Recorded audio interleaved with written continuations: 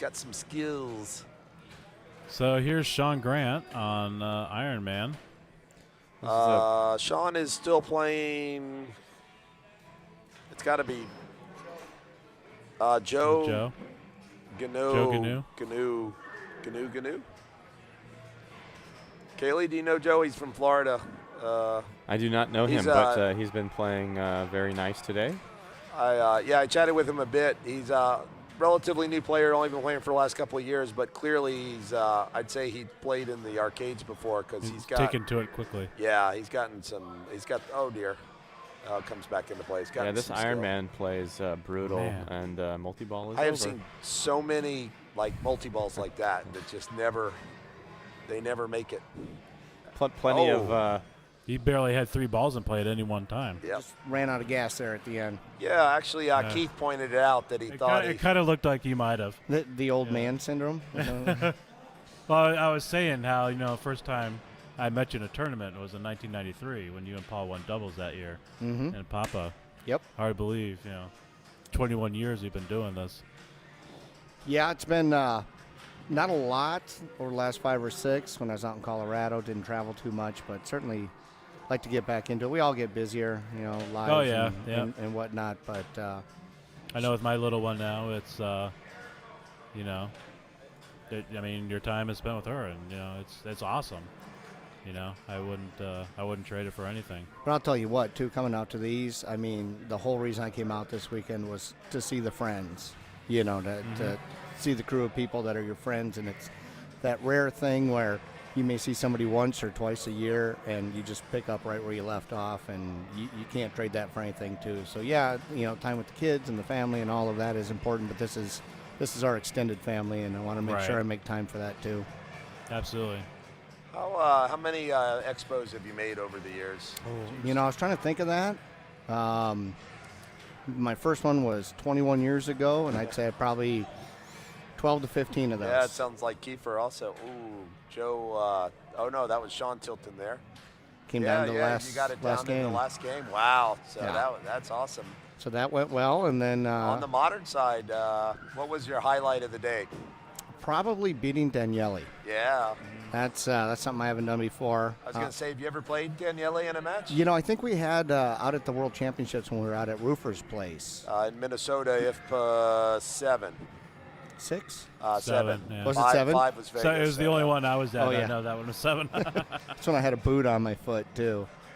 And let's see, I beat Bowen over in Classics, beat Daniele over in Moderns, and so you have played him before, but that was he was having a good moment there. Definitely head to head, but today I kind of felt like I won some matches I shouldn't have and lost some that perhaps I shouldn't have as well. You definitely had the God smiling on you on that Iron Man game against Daniele for sure. He was trying to ramp out. I think it's so funny with some of these games. Qualifying score, 70 million, 50 million, whatever. And you're looking here at a match play, and he's got $1.5 million to catch you. Yeah. And it's the freaking hardest $1.5 million to get in your life. Absolutely. Because you just have so little to do. Like, oh, God, what exactly do I need to do to get these few points? Yeah, the story I tell is Dave, Paul Mass and I at the World Championships playing Dave Heggie and who was his partner? Jason Werdrick or Rick Stetta? Anyway, I just remember beating Dave because we were playing World Cup soccer and he only needed 20 mil on his last ball. And just grinding, got 16, drained, and smacked a cup of water across the room. So, yeah, definitely right, bringing those down.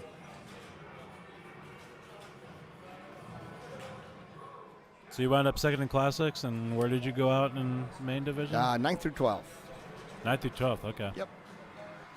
So definitely a lot of fun, a lot of pinball. I was feeling like I was playing pretty well, and it was a good weekend. And again, wow, that was a really nice save by Sean.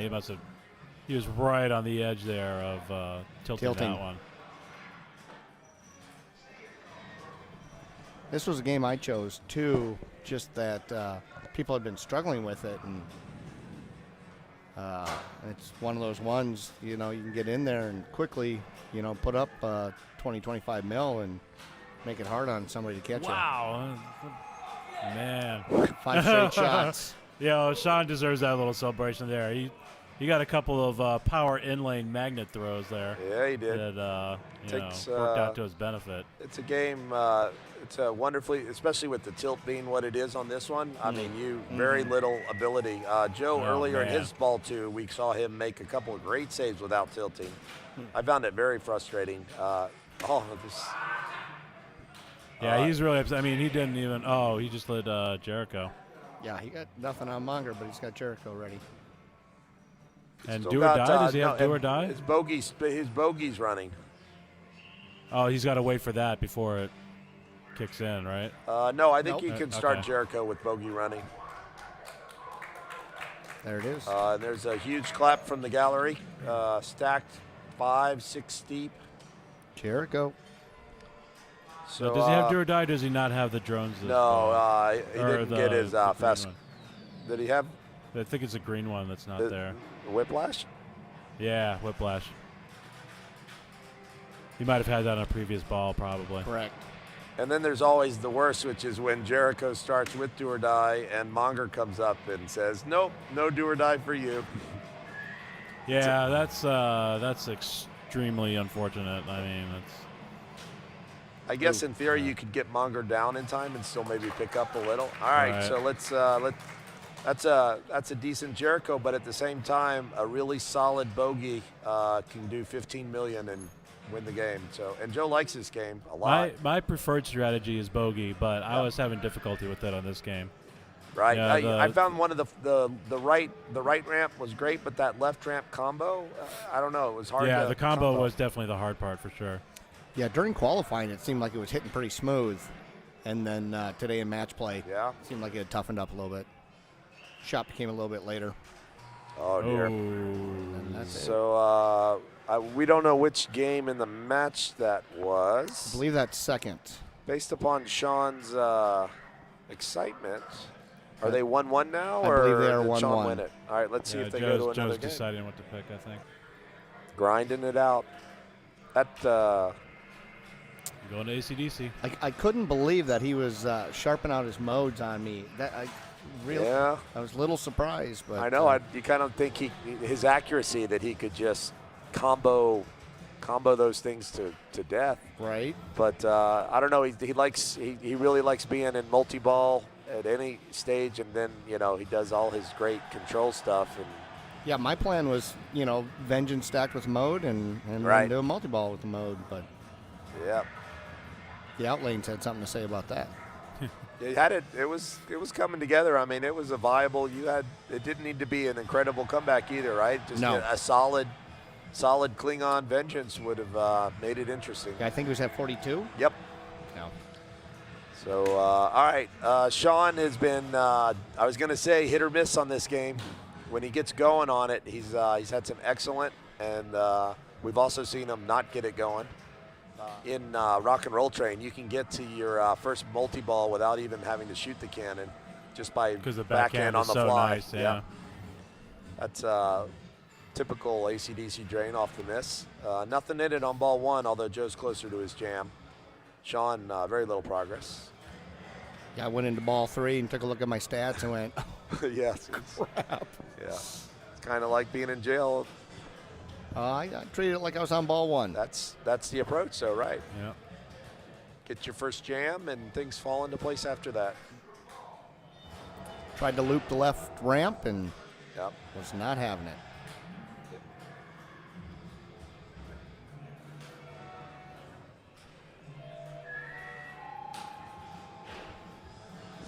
So Sean's struggling with that left ramp at the moment. Do you remember? Oh, that's right. He chose. He's shooting Rosie again. Rosie, yeah. He did it last time, which is, it punishes misses, as every AC/DC will drain you that way.